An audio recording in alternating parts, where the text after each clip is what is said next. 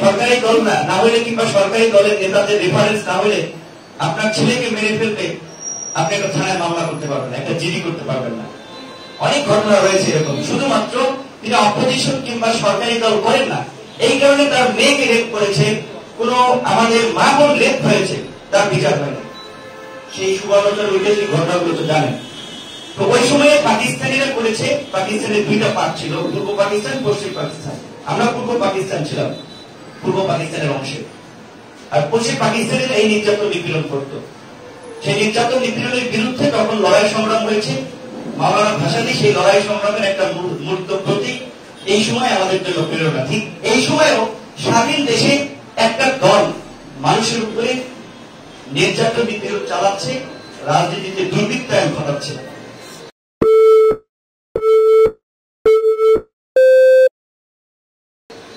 ঠিক এই মুহূর্তে যদি আমরা আসলে এখান থেকে মানুষকে মুক্ত করতে চাই, তাহলে আমি মনে করি যে কাঠমারি সম্মেলন আমাদের জন্য অনেক প্রাসঙ্গিক।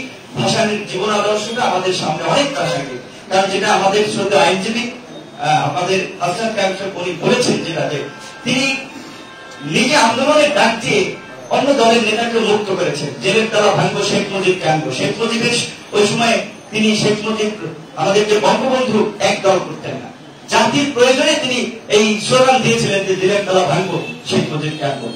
তার ব্যক্তি স্বার্থে নয়, তার দলের স্বার্থে নয়। কিন্তু আজকে আমাদের রাজনৈতিক দলগুলো, রাজনৈতিক সংগঠনগুলো এই জায়গায় আসার মতো মানসিকতার অভাব রয়েছে। তারা আগে হিসাব করে নিজেরা কি পেলাম, আমাদের কি হবে এই আন্দোলন করলে কিংবা এই জোট করলে, এই প্ল্যাটফর্ম করলে। দেশটা কোন দিকে যাচ্ছে, দেশটা একটা চরম সংকটে পতিত হচ্ছে, সেটা নিয়ে কারো মাথা ব্যথা নাই।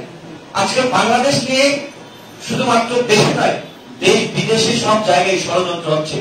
কারা বাংলাদেশকে কুরুক্ষেত্র বানাবে, কারা বাংলাদেশকে ব্যবহার করবে, কারা বাংলাদেশকে পকেট হিসেবে ব্যবহার করবে। বাংলাদেশের সাথে ইসরায়েলের কোন কূটনৈতিক সম্পর্ক নাই।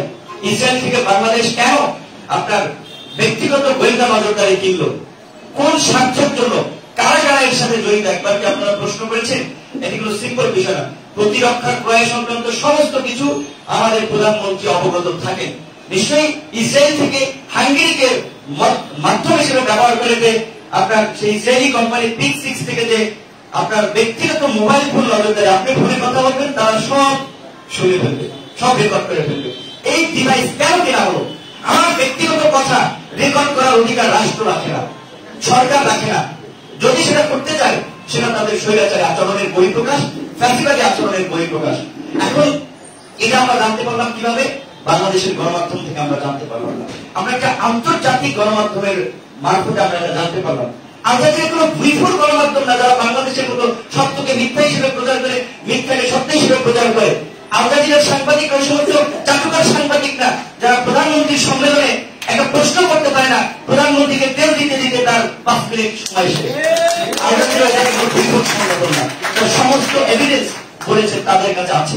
এখন প্রত্যেক স্টেক হোল্ডার যারা এই রিপোর্টের সাথে জড়িত, তাদেরকে যোগাযোগ করেছে, চিঠি পাঠিয়েছে, দিয়েছিলেন, তারাও কিন্তু রেকর্ড তাদের কাছে আছে। তারা বলছে সেই রিপোর্টে এটা উঠে এসেছে যে বাংলাদেশ এই ডিজিএফআই এর জন্য, যে বাংলাদেশের একটি গোয়েন্দা সংস্থা, তাদের জন্য এই ডিভাইসটি কিনেছিল। এখন অনেকে আমাদের কাছে বলছেন যে এটি একটি স্পর্শকাতর বিষয়, এগুলো নিয়ে তোমরা কথা বলো না, এখানে সেনাবাহিনী গোয়েন্দা সংস্থা জড়িত। দেশ নিয়ে ষড়যন্ত্র হচ্ছে, আপনারা টের পাচ্ছেন। আমরা এটা নিয়ে কথা বলবো না জেলে যাওয়ার ভয়ে। ডিজিএফআই কে যদি বিতর্কিত করা হয়, ডিজিএফআই কে শেখ হাসিনার ব্যক্তিগত কোনো বাহিনী নাকি এটা কোনো রক্ষী বাহিনী বাচ্চাদের মতো? নো, ডিজিএফআই রাষ্ট্রীয় একটি গোয়েন্দা সংস্থা। ডিজিএফআই কে যখন বিতর্কিত করা হয়, আলটিমেটলি বাংলাদেশকে বিতর্কিত করা হয়। আজকে সেনা প্রদানের কারণে কখনোই সেনাবাহিনী বিতর্কিত হতে পারে না। জেনারেল আজিজ সাহেবের বিরুদ্ধে যে অভিযোগ, এটা স্পষ্ট একটা গুরুতর অভিযোগ। এই অভিযোগের পর তাৎক্ষণিকভাবে তাকে পদ থেকে অপসারণ করা উচিত ছিল। রাজনৈতিক দলগুলো বলবে না, সেনাবাহিনী তাদের উপরে নাকশ হতে পারে, ডিজিটাল নিরাপত্তা নিয়ে মামলা হতে পারে, গুম করতে পারে, তুলে নিয়ে যেতে পারে। এই ভয়ে আতঙ্কে তারা বলছে যে এগুলো খুব স্পর্শকাতর বিষয়, এগুলো নিয়ে কথা বলা যায় না। আমাকে অনেকে পরামর্শ দিয়েছেন, বঙ্গবন্ধুর মতো নেতা, জিয়াউর রহমানের মতো নেতাকে এই দুর্বৃত্তের চক্র খেয়ে দিয়েছে, সুতরাং তোমরা এখন পর্যন্ত উঠতে পারো না। আগে এই সমস্ত বিষয় নিয়ে নড়াচড়া করো না, শেষ একবার গায়েব হয়ে যাবে। গায়েব হইলে সমস্যা নেই, দেশ গায়েব হয়ে যাচ্ছে। আপনি সেই খবর রাখতেছেন। আল জাজিরার এই রিপোর্ট আমরা বিশ্বাস করি যে পুরোটা সত্য নয়। কি প্রমাণ হচ্ছে আপনি দেখেন, যখন বাংলাদেশে, আমি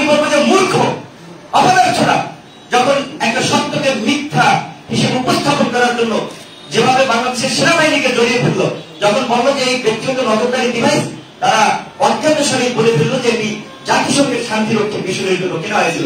জাতিসংঘ তো সাথে সাথে বিবৃতি দিয়েছে যে না, এই ধরনের কোন ডিভাইস জাতিসংঘ ব্যবহার করে না। একটা জায়গায় বা কিছু স্পেশাল মানবাধিকার লঙ্ঘন করেছে, এরা মানবতা বিরোধী অপরাধের সাথে জড়িত, এদের নিষেধাজ্ঞা চেয়েছে। র্যাবকে যদি নিষেধাজ্ঞা দেয়, এই নিষেধাজ্ঞা কার উপরে আসবে? আলটিমেটলি বাংলাদেশের উপরে না। তো সেজন্য বলছি যে ওই যে আপনার প্রভাব আছে যে রোম যখন পড়ছিল, নীলু তখন বাঁশি বাজাচ্ছিল। দেশ ধ্বংসের দিকে যাচ্ছে। বাংলাদেশকে সব জায়গা থেকে চতুর্দিক থেকে ষড়যন্ত্র করে একটি ব্যর্থ এবং অকার্যকর রাষ্ট্র বানানোর জন্য আন্তর্জাতিকভাবে ষড়যন্ত্র হচ্ছে। আমরা বসে আছি এখানে শুধুমাত্র ক্ষমতা কেন্দ্রিক চিন্তা ভাবনা নিয়ে। শুধুমাত্র ক্ষমতা কেন্দ্রিক চিন্তা ভাবনা থাকলে হবে না। আমাদের হাসান জামশেদ বলছেন সার্বিকভাবে সামগ্রিকভাবে এই ভাষাটি যেমন সেই সাংস্কৃতিক সম্মেলনের মাধ্যমে, ঐতিহাসিক কাকবাড়ি সম্মেলনের মাধ্যমে স্বাধীনতার বার্তা দিয়েছিল। যে কাকবাড়ি সম্মেলন ছিল বাংলাদেশের স্বাধীনতার 20 বছরের সম্মেলন। যে সম্মেলনকে ঐতিহাসিক ভাবে তিনি বলেছিলেন যে পশ্চিম পাকিস্তানিরা যদি এই শোষণ অব্যাহত রাখে, পশ্চিম পাকিস্তানিদেরকে আমরা ওয়ালাইকুম আসসালাম বলতে বাধ্য হব। তিনি পাক মার্কিন তৎকালীন সময়ে সামরিক চুক্তি নিয়ে সমালোচনা করেছিলেন। দলের নেতা হোসেন শহীদ সোহরাওয়ার্দী যখন বলেছিল, শহীদ তুমি যদি আমাকে বন্দুকের নলের সামনে নিয়ে বলো, আমি বলবো না। তুমি যদি আমাকে কামানের সামনে দাঁড় করিয়ে বলো, আমি বলবো না। তুমি যদি আমার কবরের পাশে গিয়ে বলো, আমি কবর থেকে চিৎকার করে বলবো না না। সাংস্কৃতিক সম্মেলন, সামরিক চুক্তি নিয়ে তিনি বার্তা দিয়েছিলেন যে এই চুক্তি ওই সময় পাকিস্তানের স্বার্থ রক্ষা করবে না। একইভাবে পাকিস্তানি গোষ্ঠীকেও বলে দিয়েছিলেন যে তোমরা যদি এই শোষণ অব্যাহত রাখো, তাহলে কিন্তু আমরা তোমাদেরকে বিদায় জানাতে বাধ্য হবো।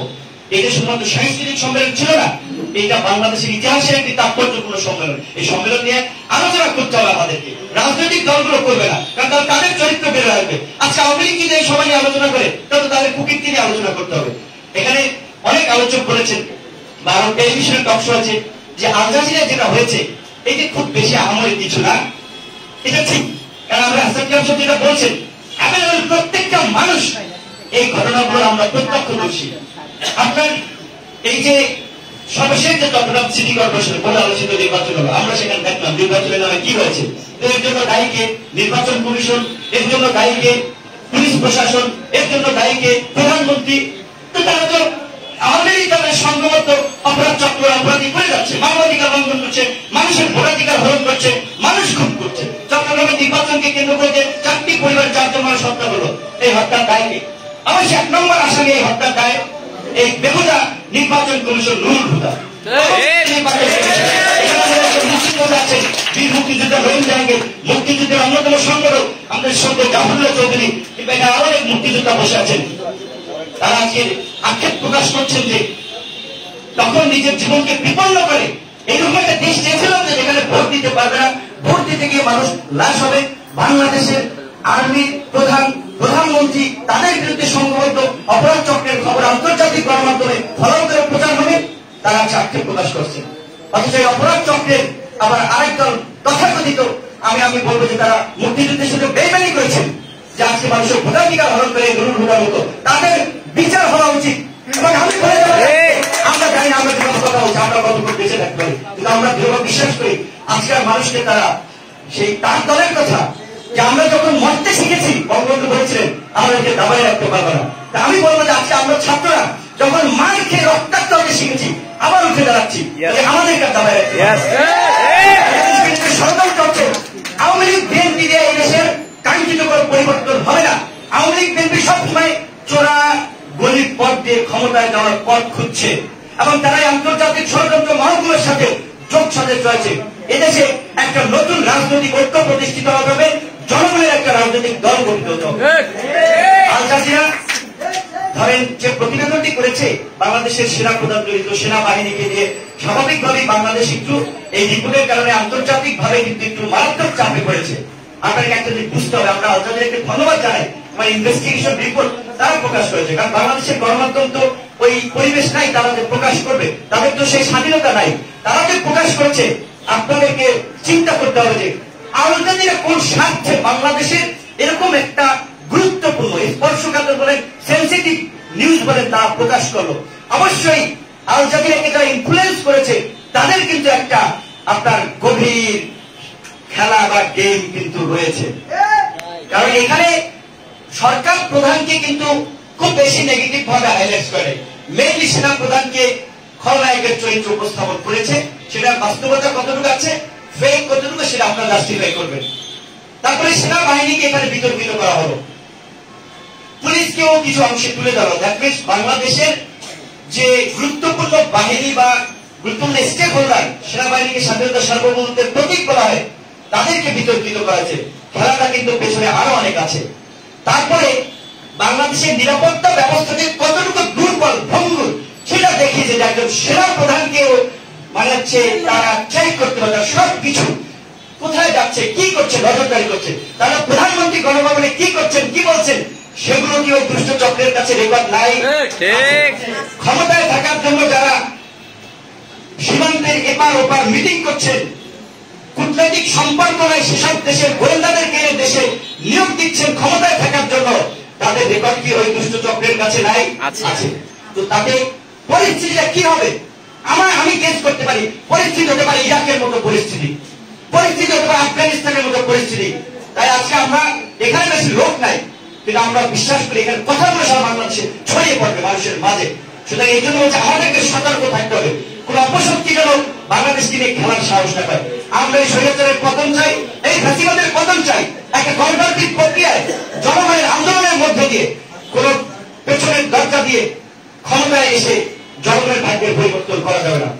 সেক্ষেত্রে আমি বলবো, আমরা আস্থার কারণ সব গুরুত্বপূর্ণ মেসেজ দিয়েছেন, তাদেরকে আমি বলবো আমরা একসাথে অনেকদিন কাজ করেছি, আমরা ওইভাবে এখন পর্যন্ত জাতির সামনে ম্যানিফেস্টো হাজির করতে পারিনি। শুধু আমাদেরকে সেই ম্যানিফেস্টো হাজির করতে হবে, আমরা রাজনৈতিক সংস্কার নিয়ে কি ভাবছি, আমরা কি আলাপ করছি, কি জনগণকে শোনাতে চাই, সরকার ব্যবস্থার ত্রুটি বিচ্যুতি নিয়ে আমরা কি করতে চাই, মানুষকে কি মেসেজ দিতে চাই, সেই দাবিগুলো এখন চূড়ান্ত করে জনগণের মাঝে ছেড়ে দিতে হবে।